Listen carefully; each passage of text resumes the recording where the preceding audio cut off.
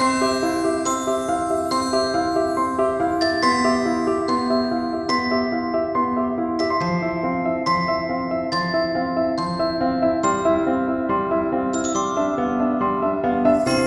everyone, Christina here. Welcome to day 4 of the holiday card series for 2016.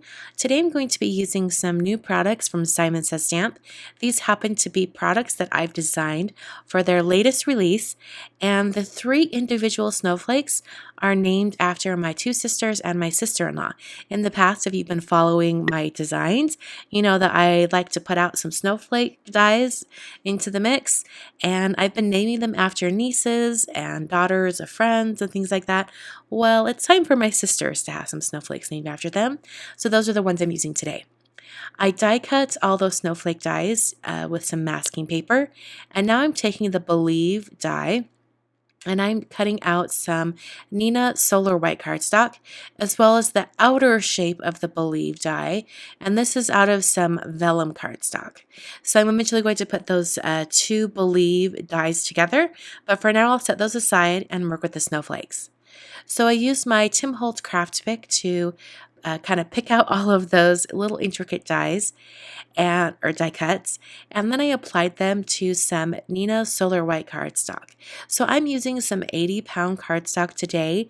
For what I'm doing for this particular card, you could use watercolor paper or some other type of paper that handles more water-based mediums, but I wasn't entirely sure what I was doing with my card yet, and so I just used some Neenah Solar White. I eventually decided to go with distress paints. So I'm using 4 different colors. I'm using Evergreen Bough, Crushed Olive, Iced Spruce, and Festive Berries. These are really great colors for holiday cards. They're kind of a little bit retro. I like that they're a little bit not the norm of the bright red or bright green. So it's going to give it a really kind of vintage distressed look.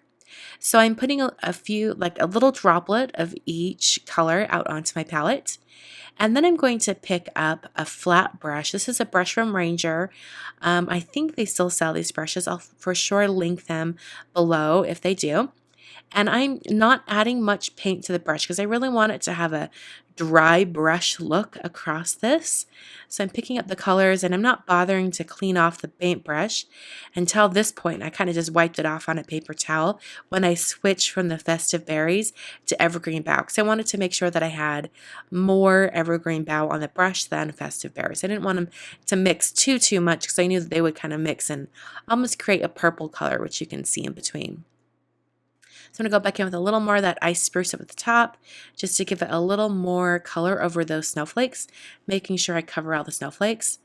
And then while the paint is still dry, and I think this is essential for this, you want to take those masks off while the paint's still dry. You don't want to let it dry because then they'll stick to the project and it'll be really hard to pick it up. So peel these off when it's still wet. This is the same sort of idea as when you paint your fingernails and you use tape or vinyl masks or something on your fingernails. You have to make sure you peel those off while the nail polish is still wet. So this is the same idea. You want to make sure you're peeling off those masks while the paint's still wet. So I wanted to add some white splotches or white paint splatter.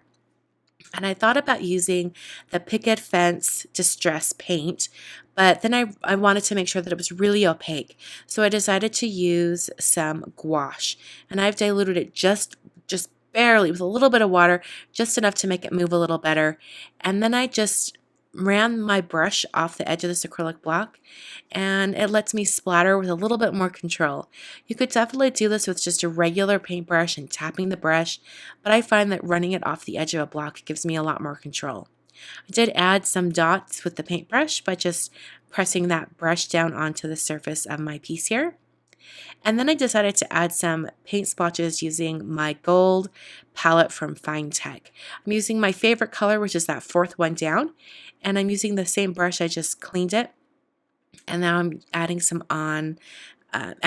gold paint splatters on. And I have to apologize if my voice is a little bit funny.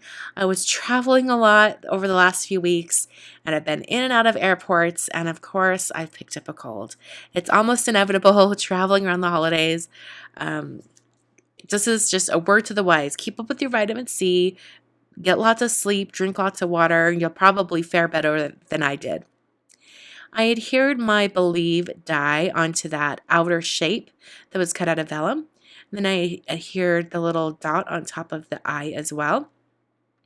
And this is going to create the main sentiment area for my card. I'm going to add a little more to this sentiment. There's some words that go along with the word believe from that stamp set. And this one says, in the magic of Christmas. So believe in the magic of Christmas. And I'm going to stamp that onto some black cardstock. This is Licorice Twist cardstock from Basil. And I've prepped that area with an anti-static powder tool and then stamped the words in Versamark ink. I'll sprinkle on some Hero Arts white embossing powder, and then I'm going to go ahead and shake off the excess, make sure there isn't any stray embossing powder. So I'll use my heat tool to heat set that until it's completely melted and smooth, and then I trimmed that using my Tonic paper trimmer. This is my favorite paper trimmer, if any of you were wondering. I'll link to it in the supplies below if you're looking for a new paper trimmer. I highly, highly recommend it. I've used the same trimmer for over 10 years. Not this exact trimmer. I did pass my old trimmer, which lasted, I think, for 9 years, on to a friend. But it was still working great. I had no complaints. The only reason I replaced it was because I had bought a backup just in case. So I trimmed that sentiment out, and I also trimmed the painted piece so it was a little bit smaller than a card front. And I scored and folded my card front.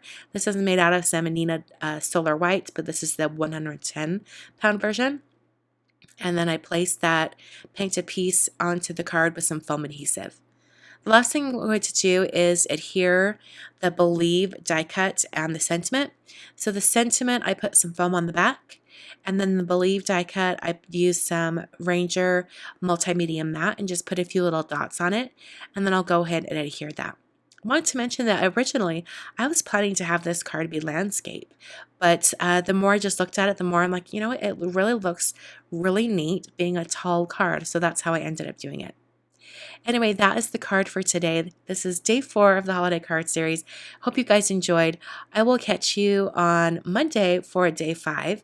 And until then, thanks so much for watching, and I'll see you guys in the next video.